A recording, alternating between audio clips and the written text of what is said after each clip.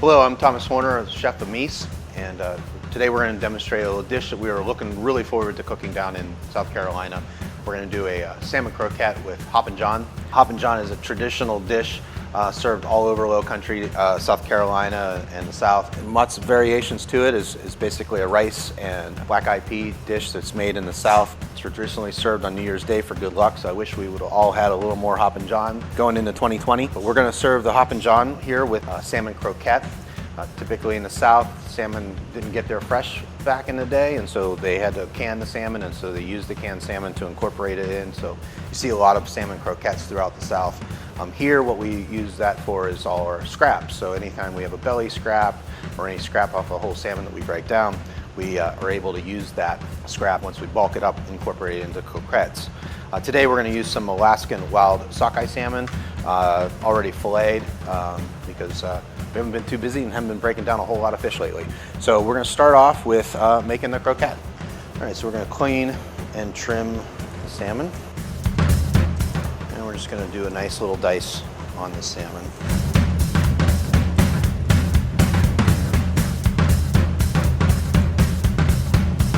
All right, to make the panada, we're going to do some eggs.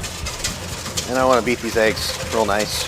I like to fold in a little bit of warm butter, fresh onion, parsley, salt, pepper. Fold our salmon in, mix that up a little bit. And then there's some toasted panko. Sprinkle that in so I can get these to start to form, come together.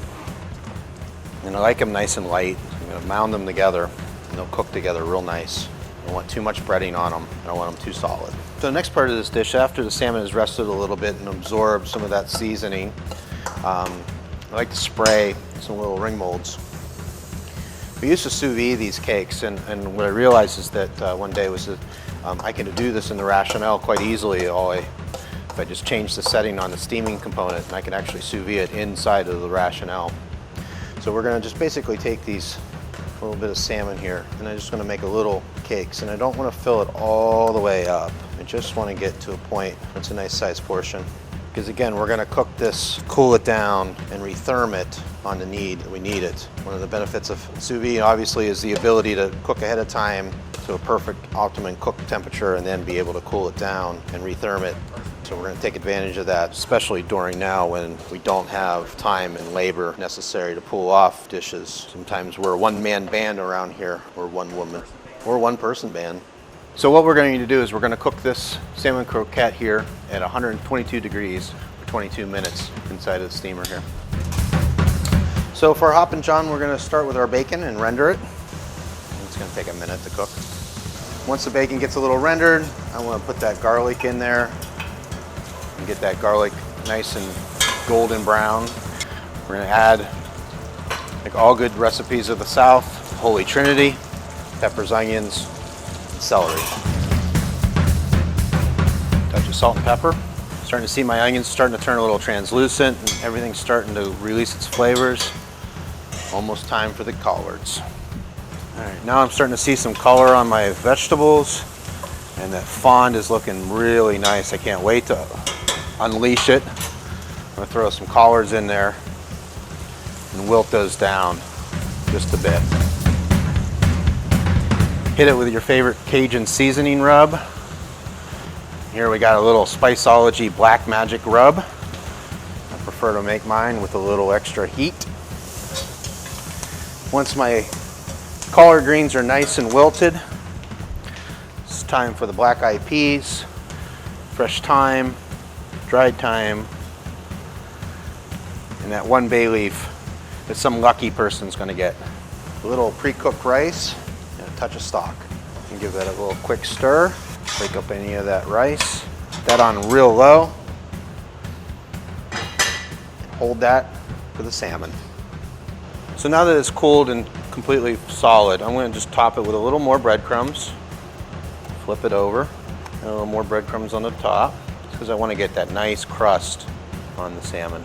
All right, on the pickup, we're just going to get the pan nice and hot with a little touch of oil.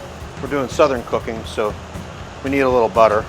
And I'm just going to slide this right into the pan.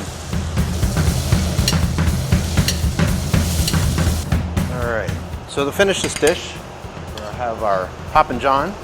To me, this is something like you can't eat too much of, so you want to have a nice bit on the plate for sure. I'm just going to drop this right on top, pull that ring mold right off. And one of the things that I found that I absolutely love from our new sponsor, Mise, is their habanero mayo. So to really kick this up a notch, put a little mayo right on top of the habanero mayo. Micro mustard greens from Fresh Origins on the plate. And because of COVID, we are putting everything in a cloche.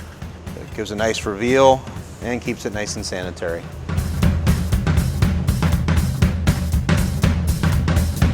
Well, thanks for joining us in the virtual kitchen for Mise, and look forward to having you join us next year in person. Please make sure to check out the other chefs in our kitchen here. Some wonderful ideas and recipes from all of our sponsors.